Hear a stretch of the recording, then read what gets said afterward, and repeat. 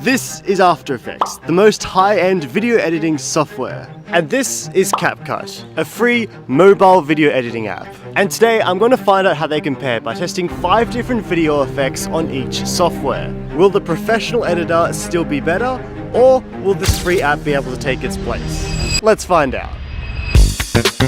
Alright, so we're going to start this off with some of the more well-known effects, this one being tracking. Now this is where you have some sort of object following another object in a video, and it's an effect that relies a lot on the actual program doing it, so this should be a good first test. I started by filming a video of me walking, and this is actually going to be our footage that we're editing, starting with the professional setup. So this is pretty simple, and all I needed to do was place the tracking points, and it was able to track it pretty easily in about 10 minutes. Alright, so this is the After Effects tracking. I can't actually see what it looks like as I'm filming this, but I assume it looks good. So I started on the CapCut edit, and it took me a while to get my head around it because I've never actually used this software before. But surprisingly, the tracking function was actually really similar to the professional software. And this is the CapCut tracking. Again, I can't actually see the results, but that's what it looks like. Okay, I think the results are pretty similar, but the CapCut one was like 5 times faster. I think this one has to go to CapCut. This is not looking good for us right now. I'm going to be honest, I had no idea that you could do this with CapCut until yesterday. There's no way that CapCut can actually do this. So masking is revealing an object like this. And we're going to start with the professional editing setup. But before we get into that, let me just explain to you how it works in this software. Now to do masking, you need to use a technique that editors call rotoscoping, and it's basically cutting out a section of a video to reveal another video underneath it. But it takes a long time to do this because you need to do it for every single frame. Let's start. So this is the footage that we're going to be editing. Now starting with After Effects, you need to accurately trace around the object you're masking. And this effect in total took around 30 minutes to do. And this is what we ended up with.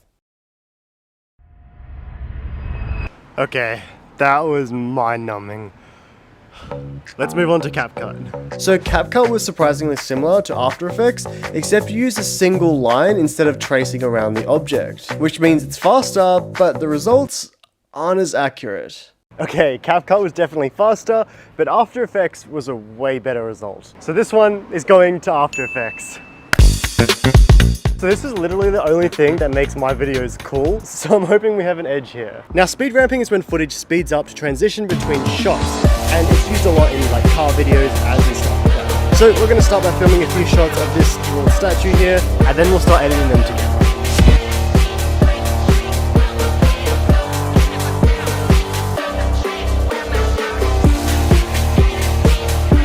This is the speed ramp using After Effects.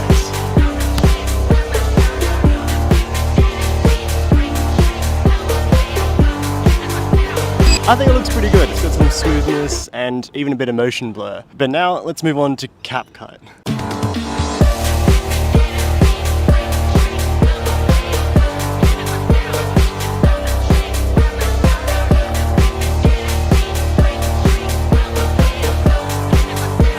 Bro, what?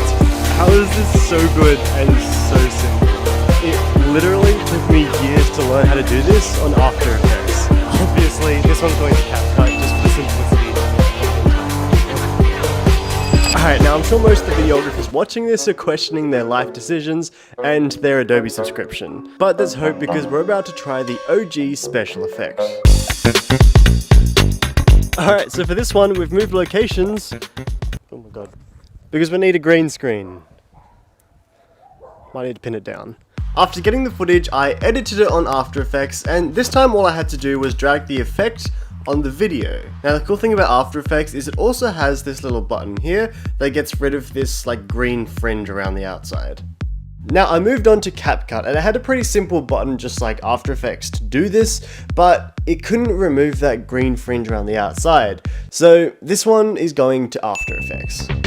Alright, so this next effect might look a little familiar to you because it's used a lot all over TikTok, and it's the lock-on effect. Now this is the last and final effect that we're attempting today to decide which app is better, the professional editing setup or CapCut. Now with this effect, most people do some kind of dancing video, so guess that's what we're doing.